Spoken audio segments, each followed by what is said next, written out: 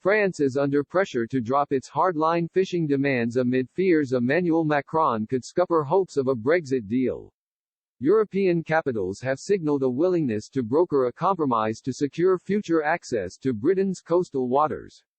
But Paris was said to be holding out to maintain the status quo for French trawlermen after the end of the transition period in December.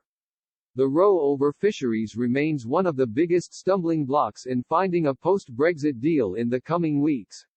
Influential member states will tell President Macron there are much larger economic issues to consider, such as the regulatory level playing field. Hinting at growing divisions between capitals, one EU insider said fisheries are important for certain parts of Europe, but the level playing field is key for all. The insider added, if you have no way to react to unfair competition, you are in a situation where you might destroy your own economy. That's a concern for leaders.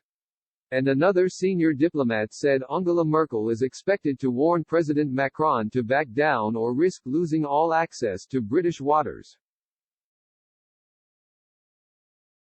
The source said, everybody knows if there is no deal then European quota in British waters is zero, now it's 100%. Johnson has said there needs to be a significant difference, it's politically sensitive but technically possible. But last night Paris was sticking to its hard line and threatened to block a deal over fishing. Europe Minister Clement Beaune said, the British want their waters back and this, they believe, gives them leverage. But they forget that for everything else they are negotiating on, they have a lot more to ask than to offer. And one diplomat from another EU state warned, if anything I think the EU position might be hardening rather than softening.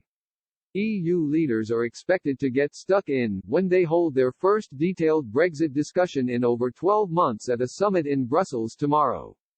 The most influential capitals will urge their colleagues to move towards a compromise if Boris Johnson signals a move towards the bloc's position in a phone call later today with EU Presidents Ursula von der Leyen and Charles Michel.